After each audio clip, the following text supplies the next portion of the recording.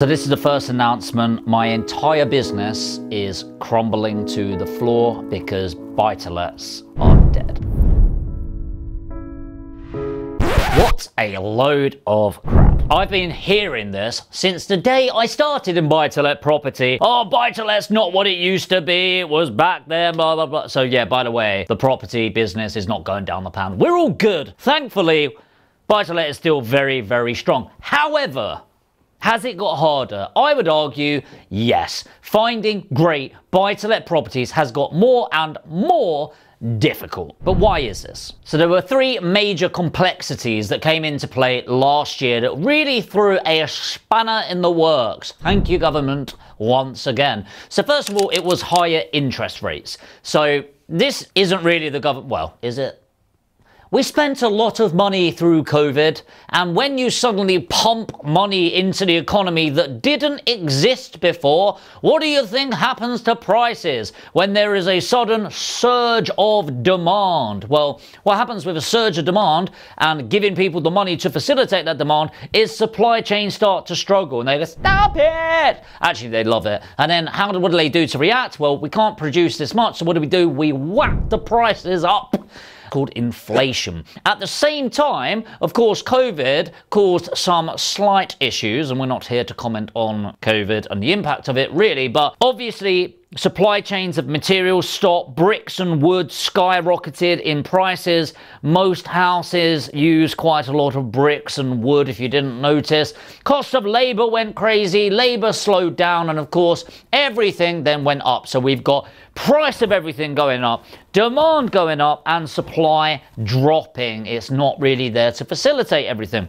And so obviously, price increases were a big problem through COVID, but in 2023, what happened is we needed to slow this down. Now, think of inflation as the accelerator on the economy. You're in the car, you're speeding, and it's all fun, and everyone's winning. A bit of inflation, a bit of speed is not too shabby, but we've all been a little too fast. We need to slow it down a bit. We need to put our foot on the brake. And how do we do this? Well, the Bank of England goes, let's slow down spending.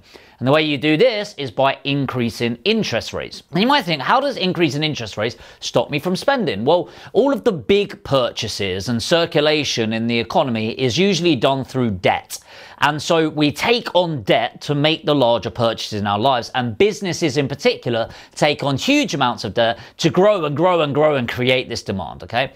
So by putting on increase in the interest rates, it makes it more expensive for us to go and buy these bigger things. And so we, in theory, stop buying as many. And in property, we obviously use debt to buy properties and therefore making it harder to do it. Next is the cost of living, a very real thing, okay?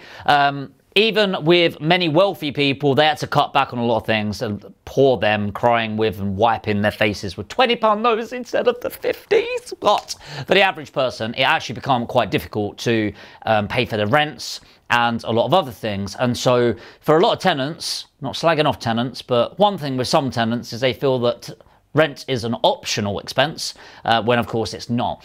But the government started announcing rent-free periods, and you don't need to pay your mortgage for a year, and all of these things. And a lot of tenants decided, oh, that means I don't need to pay my mortgage.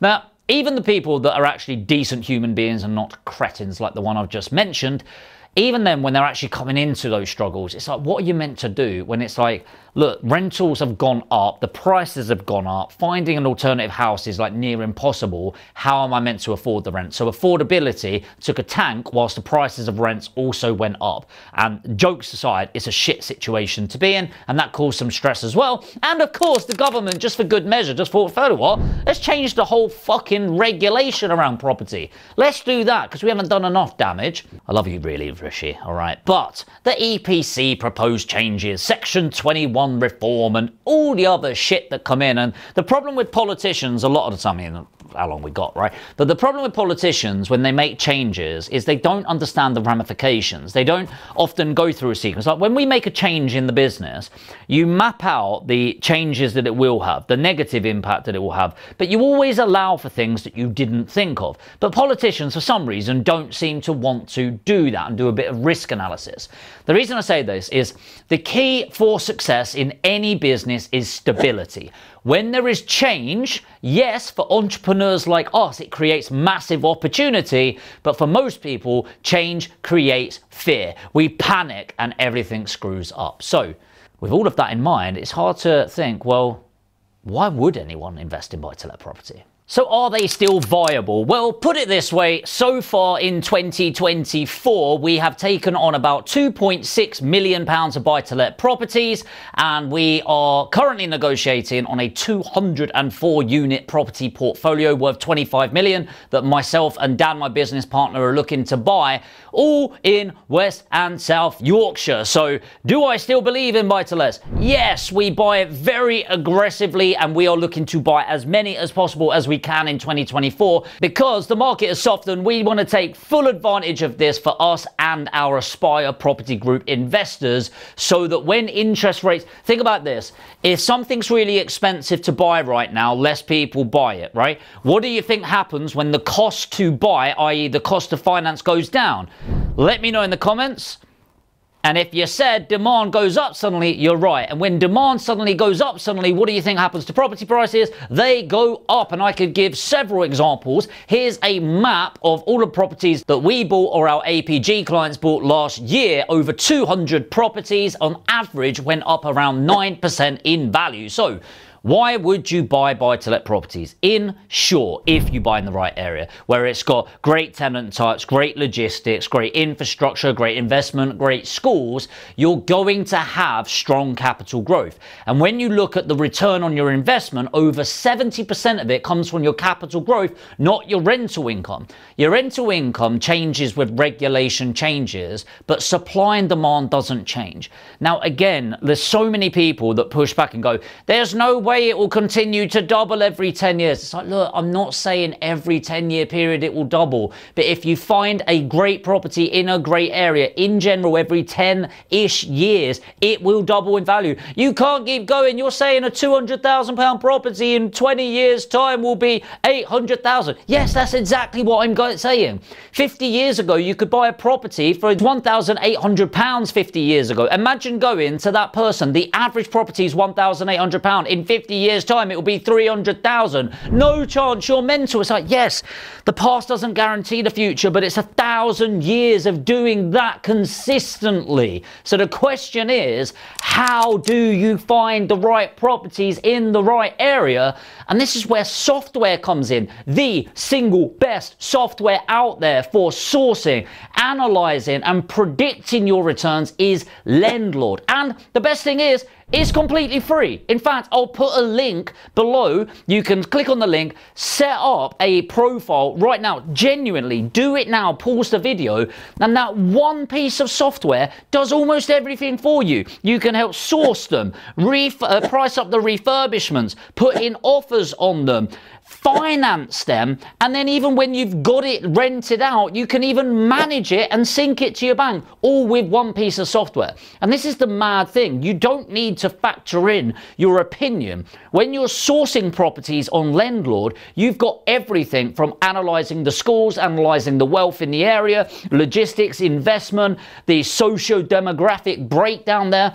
It literally extrapolates all from like property data, government sources, all in one place. There are no excuses anymore not to be able to make wise, valid research investment decisions when everything is in one place. I got a bit ranty there, but genuinely, if you're serious about building your portfolios in the right areas, click the link below. I'll put it in the comments. I'll pin it to the top and make sure you register for it. It's completely free. Why would you not take advantage? Because it is not going to be free for much longer. Look, what I'm not saying is buy-to-let is as good as it was back in the day. It's not like that. I'm not really comparing today to 20 years ago or indeed 20 years from now. What I do know is we live on a small island. We're only allowed to build on 6% of it. We actually build on 3% of it. We do not have enough property in the UK. We're at a 1 million unit housing shortage, and that has been going up consistently every single year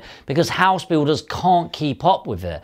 the government keeps making these regulation changes that is putting more and more stress on house builders, so less and less is getting developed. More and more house builders are going bust.